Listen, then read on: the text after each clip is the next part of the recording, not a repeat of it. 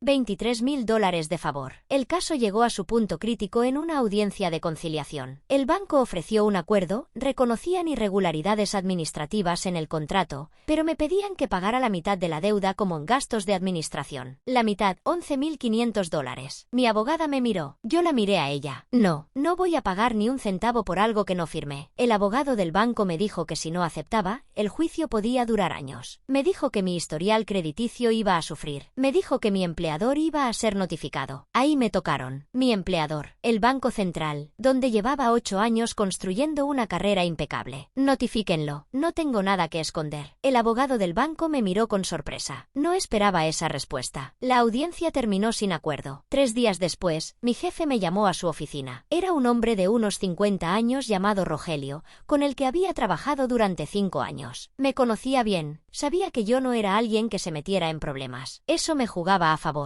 O eso esperaba. Andrea, recibí una notificación del Banco del Pacífico. Dicen que estás involucrada en un contrato fraudulento. Estoy demandando al banco por negligencia. Mis padres falsificaron mi firma. Lo sé, pero esto está afectando tu imagen. Y la imagen del banco. No voy a renunciar. No te estoy pidiendo que renuncies. Te estoy pidiendo que resuelvas esto rápido. No depende de mí. Depende del juez. Salí de su oficina y fui al baño. Lloré 15 minutos. 6 meses después de esa primera llamada, el caso llegó a juicio. Fue un jueves. Llovía. El juez Delgado presidía. Al frente, los abogados del banco. A mi derecha, Valeria. Mis padres habían pedido no asistir por motivos de salud. El fiscal presentó las pruebas. El perito caligráfico declaró durante 1 hora. El representante del banco intentó defenderse diciendo que las firmas eran visualmente similares. Valeria contraatacó, visualmente similares. La firma no tiene la huella digital que exige la ley. Eso no es visual, es legal. El juez preguntó por qué el ejecutivo Ricardo Campos no había seguido el protocolo de verificación de identidad. El abogado del banco dijo que Campos había sido despedido por malas prácticas. ¿Despedido antes o después de este contrato?, preguntó Delgado. Después. ¿Cuánto después? 3 meses. ¿Y cuántos contratos similares autorizó Campos en ese periodo? Silencio. El banco se reserva el derecho de no responder para no afectar investigaciones internas. Delgado anotó algo en su libreta. Luego llegó mi turno de declarar. Subí al estrado. Juro decir la verdad. Mi voz no tembló. Mis manos sí. Señorita Mendoza, usted conoce a las personas que falsificaron su firma. Sí, son mis padres. ¿Por qué cree que lo hicieron? Porque pensaron que no me importaría. En la sala se escuchó un murmullo. ¿Y le importa?, preguntó el juez. Me importa que usaron mi confianza para cometer un delito. Me importa que pusieron mi futuro financiero en riesgo. Me importa que nunca me pidieron permiso. Me importa que, cuando los confronté, me dijeron que lo hicieron por mi bien. ¿Cree que lo hicieron por su bien? Creo que lo hicieron por su bien. Y usaron mi nombre como escudo. Delgado asintió. No hizo más preguntas. El abogado del banco intentó desacreditarme. Dijo que yo, como empleada bancaria, debería haber revisado mi historial crediticio con más frecuencia. ¿Y qué habría hecho si la detectaba antes?, preguntó. Lo mismo que hice cuando la detecté. Demandar al banco por negligencia. El abogado sonrió. Una sonrisa falsa. No más preguntas. 3 semanas después, Valeria me llamó por teléfono. No me dijo nada. Solo me pidió que fuera a su oficina. Cuando llegué, me entregó el documento. Lo leí en silencio. El juez Delgado falló a mi favor en todos los puntos. Declaró nulo el contrato de arrendamiento por falta de la huella digital requerida por ley. Declaró que el banco había actuado con negligencia grave al no verificar la identidad de la firmante. Ordenó al banco eliminar cualquier registro de la deuda de mi historial crediticio en un plazo máximo de 10 días hábiles.